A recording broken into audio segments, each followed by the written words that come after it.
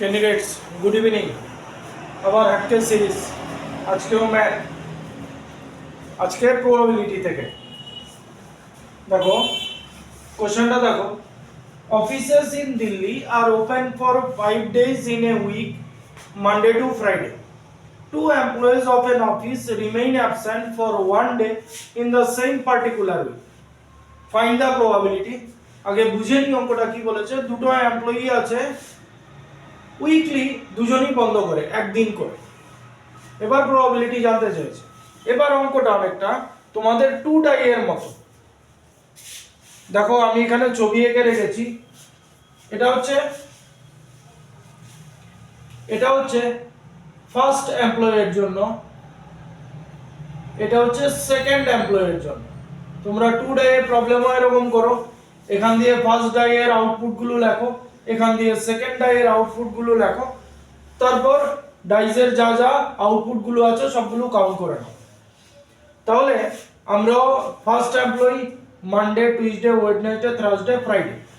Second employee Monday, Tuesday, Wednesday, Thursday, Friday. এবার এগুলো লিখেছি কি করে?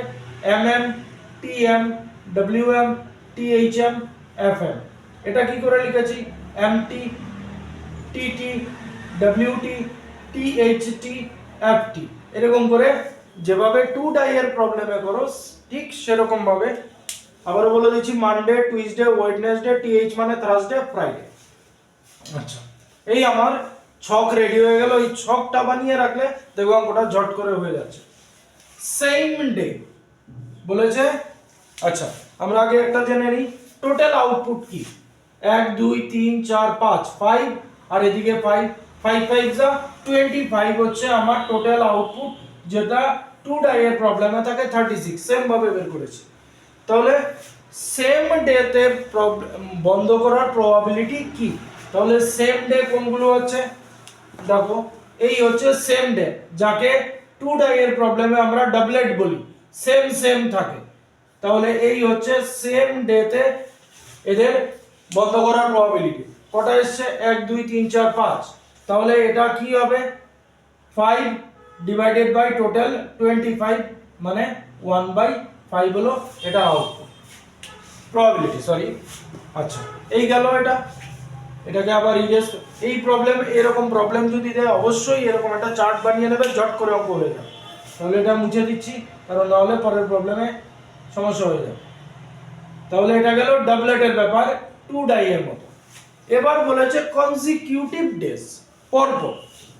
এটা দেখতে গেলে উপরের দিকে ভালো করে তাকাবে। কনসিকিউটিভ ডে বলতে পরপর। মানডে হলে টুইসডে আসবে, টুইসডে হলে ওয়েডনেসডে আসবে। দেখো ফার্স্ট লাইনে কনসিকিউটিভ ডেতে কি কি আছে? টিএম উপরের দিকে এখানে দেখবে, উপরের চার্টের দিকে দেখবে, যেই দুটো ডেট পাশাপাশি আছে, টিএম পাশাপাশি আছে মানে কনসিকিউটিভ হবে, এটা নিচে মার্ক করে দিলাম।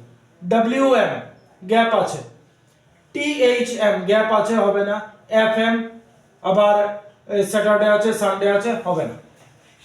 এবার টিএম যেহেতু হয়েছে এমটিও হবে, টিটি হবে না। ডব্লিউটি দেখো পাশাপাশি কনজিকিউটিভ আছে, টিএইচটি গ্যাপ হয়ে গেছে, এফটি হবে না। তারপর মানডে, ওয়েডনেসডে গ্যাপ হচ্ছে, টুইসডে, ওয়েডনেসডে কনজিকিউটিভ হচ্ছে মানে পাশাপাশি আছে পরপর। ওয়েডনেসডে তো হবে না। টিএইচডব্লিউ পাশাপাশি আছে, এটাতেও দাগ হবে। এফডব্লিউ হচ্ছে না। এমটিএইচ বিশাল গ্যাপ, টিটিএইচ গ্যাপ, ডব্লিউটিএইচ এটা কনজিকিউটিভ, এটা তো হবে না। এফটিএইচ কনজিকিউটিভ। নেক্সট এমএফ হবে না, টিএফ হবে না, ডব্লিউএফ হবে না, টিএইচএফ হবে, এটা আর হবে না। তাহলে টোটাল কি পাচ্ছ? 3 2 5 2 7 1 8। তাহলে কনসিকিউটিভ ডেতে বন্ধ করার প্রবাবিলিটি হচ্ছে 8/25। গেল এটা। থার্ড কি দিয়েছে? Different days. এগুলো মুছে দিচ্ছি। তাহলে ডিফারেন্ট ডেজে বন্ধ করার প্রবাবিলিটিটা কি? তাহলে আমরা তো একটা জিনিস জানি, সেম ডেজে বন্ধ করার প্রবাবিলিটি হচ্ছে এগুলো, সেম ডেজ। তাহলে বাকিগুলো সব ডিফারেন্ট ডেজ হবে। তাহলে টোটাল ছিল 25টা, 25 থেকে 5টা বাদ হয়ে গেল, টোটাল আউটপুট থাকলো 20। তাহলে এটার কি হবে 20 আর টোটাল আউটপুট হচ্ছে 25। ক্যান্সেলেশন করলে 4/5 হচ্ছে আউটকাম ডিফারেন্ট ডেজে বন্ধ করার প্রবলেম। সো এটা একটু তোমাদের জানার মধ্যেই 2 ডায়াল প্রবলেমের মতো, কিন্তু এটাকে একটু ঘুরিয়ে দিয়েছে, আমি পেয়েছি এক জায়গায়, ভালো করে দেখে যাবে, কে বলতে পারে যদি চলে আসে এক্সামে। তো আজকের হাটকে সিরিজ এতটুকুই, আবার নেক্সট ভিডিওতে দেখবো ডিফারেন্ট টাইপের কিছু। Thank you.